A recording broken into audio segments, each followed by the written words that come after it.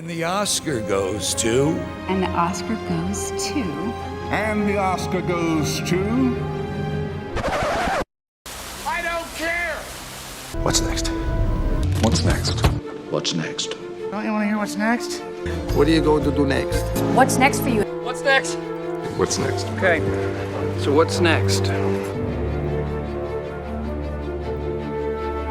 I'm Connor Old, and welcome back to another episode of After the Gold. And this week we're going to be talking about the 1987 movie Wall Street, a movie that was responsible for a lot of young men getting into Wall Street after the release of this movie, and from a really interesting director and one of my very early favorite directors when I was exploring movies, and I'm really excited to talk about the movie and its kind of complicated modern day reputation. But if you're new to the series, what I do every single week is talk about Best Picture follow-up movies that were made right after a director won there for Best Picture. So last week we talked about Avatar. That was the movie that was made right after James Cameron winning for Titanic. We talk about the kind of production history in the first half of the video, why it got made, was there an increase in the budget, was there any kind of issues, how did it do at the Oscars, the follow-up, because they never do it as well as the previous one usually, and kind of its modern day reputation as a movie. Has it stood the test of time? Do people still reference it? Things like that. And then in the second half of the video, I like to give my thoughts on the movie. Talk about what makes it interesting, because there really is no trend to the series, whether going, some days it's the 2000s, some days it's the 80s, some days it's the 60s. We kind of go all over the place, with the one commonality being movies that I think are interesting, either in production history or I like the film itself. And I always find something interesting about the movie or something I want to talk about or add to the conversation. Even consequential movies like Apocalypse Now or Avatar or Lawrence of Arabia. We've been on a real streak here. I still kind of want to talk about the interesting parts of things and bring something new to the conversation, hopefully, with my thoughts on the film later on. But if you guys appreciate the video, please feel free to comment below or subscribe to the channel. We release these videos Monday at 12 p.m. Eastern Time, so I'd love to hear your thoughts in the comments down below. If you like this movie, if you've seen it, you can even talk about the kind of previous movie, the Best Picture winner, if you want to talk a little bit about Oscars history. But without further ado, let's jump into things, starting off with the production history and how this movie got made and some of the historical context that we can provide. And the reason why I wanted to cover this movie in particular is because I mentioned it at the top. Oliver Stone was one of the first directors I think I really discovered and watched one of their movies, and I was like, oh, let me check out this and then this and then that. And he's got such a really diverse and interesting career that, as a matter of fact, about 8 years ago now, when I first started the channel, I had this series called Masters of Controlled Chaos, where I talked about what makes certain directors great and what made them interesting. And I did an episode on Oliver Stone, which was funny to look back on.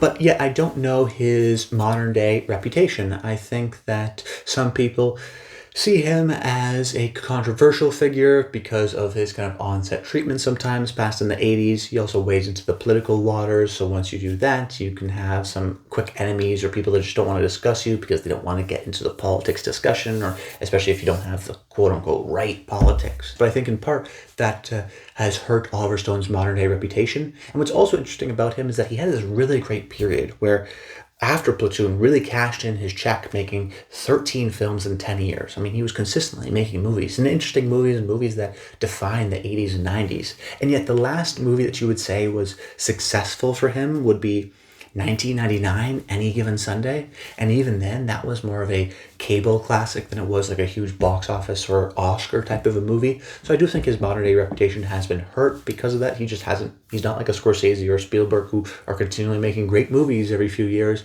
He hasn't made one in a while, so I think he's kind of a little bit been forgotten. But I'd love to hear your thoughts in the comments down below of your opinion of Stone and some of his movies.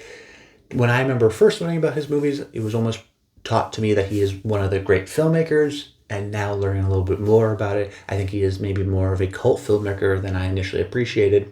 And yet what's so interesting about him is that he won 2 Best Director Oscars in a very short period of time. So he was establishment prestige, particularly in the 80s. So going into the production history, now we kind of went on a bit of a tangent there, sorry. We have to go backwards before we go forwards.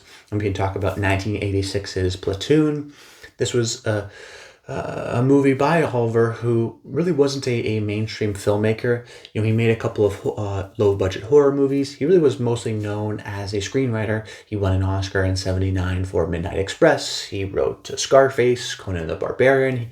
Out of kind of film school, he was a pretty hot, young, up-and-coming screenwriter. And then in '86 does Salvador and Platoon. Now actually directing some of the scripts that he wrote, and it was a surprise hit. No one saw it coming. You read things at the time, and it really was kind of an out of nowhere surprise. Goes on to get nominated for 8 Oscars, wins 4, including Best Director and Best Picture. And pretty quickly, you know, the movie comes out in December of '86. And in a couple months, in kind of the February, March there at the Oscars, he goes from being kind of an up-and-coming, interesting, you know, appreciated screenwriter to now an A-list director who can make anything he wants. And I mentioned that he really does cash in that check. And quickly starts to make this movie. They shoot in April of '87, and it comes out in December of '87. And I think that kind of a quick turnaround, while interesting at kind of capturing a zeitgeisty moment, did ultimately hurt its Oscar chances because he just won the same year. You know, he wins in March of '86, Best Director, Best Picture, and then his new movie comes out in December. People don't necessarily have the same amount of time to want to reward him again. And we see this with Born on the 4th of July, where if he released Platoon in '86 and then waits 3 years and then makes Born on the 4th of July in '89 and wins Best Director, people were kind of more willing to and ready to reward him again. Where it would be, you know, it's never happened, I don't think, or actually it has, Joseph Mankiewicz, in where he wins Best Director back-to-back years. But it's very rare, and yet it did win an Oscar. It won Best Actor. So all things considered, to have, you know, a nobody screenwriter really, or an up-and-coming screenwriter, big transition to a director, win Best Picture, and then his next movie have his actor win Best Actor. It really is kind of a rise, quick and dominant rule here.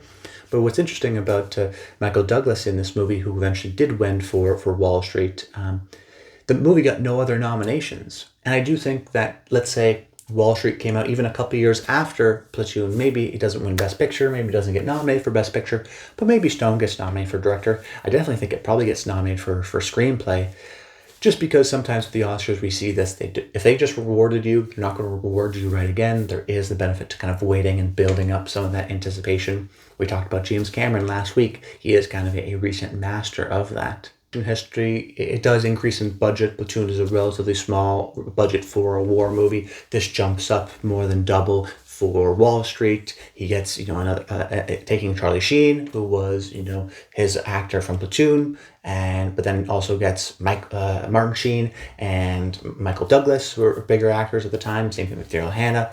Big upgrade, I think, more so in the star status, because Platoon was stars that are now known as stars, but Willem Dafoe or Johnny Depp, you know, they were kind of unknowns. Not say Willem Dafoe, but they weren't major stars in '86. In the same way that you know, you have Wall Street, Michael Douglas and Daryl Hannah, they were kind of major stars at this moment. So the movie, you know, comes out, does eventually win an Oscar, does pretty well at the box office, isn't a huge smash success, but does seem to be, I think, in its modern day reputation, more of a cable classic. Stone has mentioned that people have come up to him afterwards, since the movie was released, and said, you know, I went to Wall Street and became a broker because of your movie. And I think that's kind of its reputation, particularly the invention of the Gordon Gekko character. Not only does Douglas win an Oscar for it, but it does seem to kind of last and linger in movie culture. I always find it interesting, too, that he won Best Actor for his role, because today, you know, it definitely would be campaigning in supporting actor. It is a supporting actor type of a role in the modern day Academy sense.